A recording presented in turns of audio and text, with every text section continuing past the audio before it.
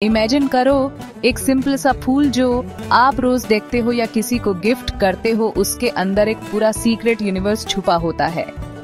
इस वीडियो में हम 3D एनिमेशन और कूल डायग्राम्स के थ्रू फ्लावर के हर एक पार्ट को एक्सप्लोर करेंगे। हम देखेंगे कि पेटल, स्टेम एंड पिस्टल और भी हिडन स्ट्रक्चर्स मिलके कैसे एक प्लांट की सर्वाइवल और नेक्स्ट जनरेशन को एंश्योर करते हैं। सो गेट रेडी। ये सिर्फ एक बायोलॉजी लेसन नहीं है, ये एक विजुअल एडवेंचर है जहां हम नेचर के सबसे खूबसूरत डिजाइन्स की सीक्रेट्स डिस्कवर करेंगे। तो चलिए इस खूबसूरत दुनिया की अंदर की कहानी सुनते हैं, फ्लावर के अंदर छुपी हुई एक अनोखी दुनिया। हमारे चारों ओर गार्डन्स में, खेतों में और यहाँ तक कि पेमेंट की दरारों में भी एक शांत खूबसूरत ड्रामा चलता है। हम उन्हें बस कलर के सिंपल स्प्लैश के रूप में देखते हैं, किसी अपने के लिए एक गिफ्ट या हवा में एक अच्छी खुशबू। लेकिन फूल इससे कहीं ज्यादा है। वे इंट्रिकेट मशीन्स हैं जिन्हें नेचर ने एक प्राइमरी पर्पस के लिए शानदार ढंग से इंजीनियर किया है, अगली जनरेशन बनाना। हर एक छोटी हलचल भरी सिटी है, स्पेशलाइज्ड वर्कर्स, छिपी हुई स्ट्रक्चर्स, सभी एक शानदार प्रोजेक्ट पर मिलकर काम कर रहे हैं। एक फूल को सच में समझना हमारे प्लेनेट पर सर्वाइवल और कंटिन्यूएशन की सबसे रिमार्केबल स्टोरीज में से एक को देखना है। यह स्ट्रेटजी, सेडक्शन और इनक्रेडिबल डिजाइन की दुनिया है जो एक्सप्लोर होने का इंतजार कर रही है। एक पल के लिए इमेजिन कीजिए कि हम छोटे हो सकते हैं। इस जर्नी में हमारी पहली मुलाकात फूल की सबसे बाहरी लेयर से होती है, सेपल्स। जब एक फूल अभी एक यंग अनओपन्ड बड होता है तो वह सबसे वल्नरेबल होता है।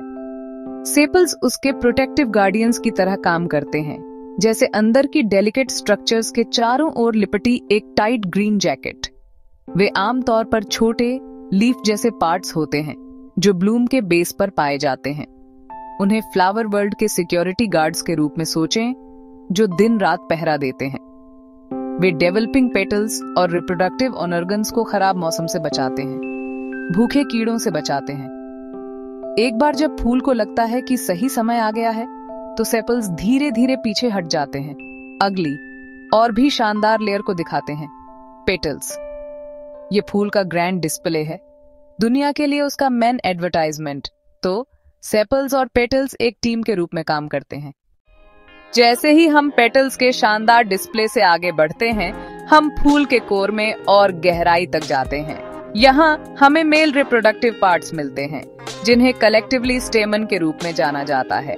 अक्सर कई स्टैमेन्स एक रिंग में अरेंज्ड होते हैं जो फूल के सेंटर के चारों ओर लंबे पतले पिलर्स की तरह खड़े होते हैं। हर स्टेमन 2 पार्ट्स से बना होता है, एक लंबा स्टॉक जैसा फिलामेंट जो सब कुछ ऊपर रखता है, एंथर जो ठीक ऊपर बैठता है। फिलामेंट का काम सिंपल लेकिन क्रूशियल है। एंथर को पूरी तरह से पोजीशन करना, यह एक सिंपल सपोर्ट स्ट्रक्चर है जिसका एक बहुत ही महत्वपूर्ण पर्पस है। एंथर वह जगह है जहां असली जादू होता है।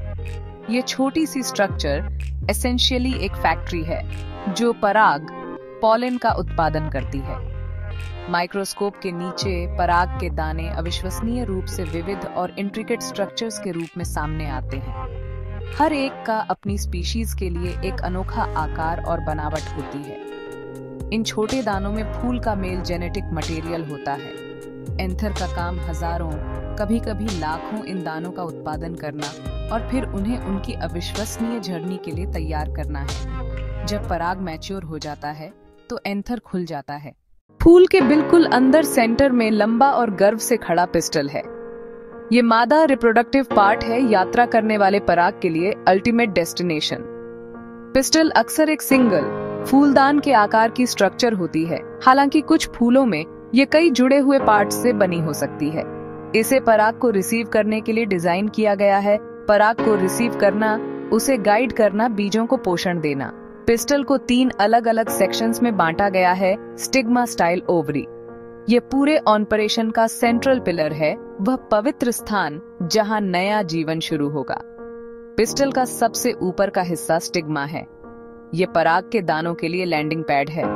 स्टिग्मा, चिपचिपा स्टिग्मा, पंखदार स्टिग्मा, टेक्सचर्ड, ये सब पराग को फंसाने के लिए स्टेमन के एंथर से पिस्टल के स्टिग्मा तक पराग का ट्रांसफर एक प्रक्रिया है जिसे पॉलिनेशन कहते हैं। यह कोई सिंपल इवेंट नहीं है। यह प्लांट और उसके आसपास की दुनिया के बीच एक कॉम्प्लेक्स और फैसिनेटिंग डांस है। फूलों ने अपने स्पेसिफिक पार्टनर्स या पॉलिनेटर्स को अट्रैक्ट करने के लिए स्ट्रेटजीज की एक अमेजिंग रेंज डेवलप की है। ये पार्टनरशिप एक सिंपल ट्रेड पर बनी है। फूल एक रिवॉर्ड ऑफर करता है, टिपिकली नेक्टर एक्स्ट्रा पराग बदले में पॉलिनेटर ट्रांसपोर्टेशन की सर्विस प्रोवाइड करता है। ये म्यूचुअल रिलेशनशिप बहुत वाइटल है। कलर एक फूल के आर्सेनल में सबसे पावरफुल टूल्स में से एक है। अलग अलग पॉलिनेटर्स अलग अलग कलर्स से अट्रैक्ट होते हैं। ब्राइट ब्लू येलो पेटल्स पर अल्ट्रावायलेट पैटर्न्स नेक्टर तक गाइड करने वाले लैंडिंग स्ट्रिप्स की तरह काम करते हैं। वाइब्रेंट रेड्स ऑरेंज ऐसे कलर्स जिन्हें कई कीड़े उतनी अच्छी तरह से नहीं देख पाते। एक बार जब पॉलिनेशन और फर्टिलाइजेशन सक्सेसफुली हो जाते हैं तो फूल का मिशन लगभग पूरा हो जाता है। जो वाइब्रेंट शोई पार्ट्स पॉलिनेटर्स को अट्रैक्ट करने के लिए इतने क्रूशियल थे, उनकी अब जरूरत नहीं होती। पंखुड़ियां अपना उद्देश्य पूरा करने के बाद मुरझाने लगती हैं और गिर जाती हैं। स्टैमेन्स सिकुड़ जाते हैं, उनकी पराग सप्लाई खत्म हो जाती है। फूल एक ड्रामेटिक ट्रांसफॉर्मेशन से गुजरता है, अपनी एनर्जी को अट्रैक्शन से एक नए वाइटल काम की ओर ले जाता है, अगली जनरेशन को पोषण देना। अब फोकस पूरी तरह से ओवरी पर चला जाता है। ओवरी के अंदर फर्टिलाइज्ड ओव्यूल्स सीड्स में डेवलप होने लगते हैं। हर बीज एक miniature self content survival capsule है। इसमें एक एम्ब्रियो, बेबी प्लांट और एक फूड सप्लाई जिसे एंडोस्पर्म कहा जाता है, सभी एक टफ प्रोटेक्टिव सीड कोट में लिपटे होते हैं। उसी समय ओवरी खुद फूलने लगती है और बदल जाती है।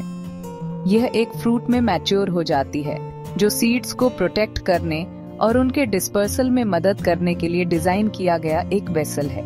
जब सही समय आएगा तो यह अंकुरित होगा, जड़ें नीचे भेजेगा और एक अंकुर ऊपर धकेलेगा।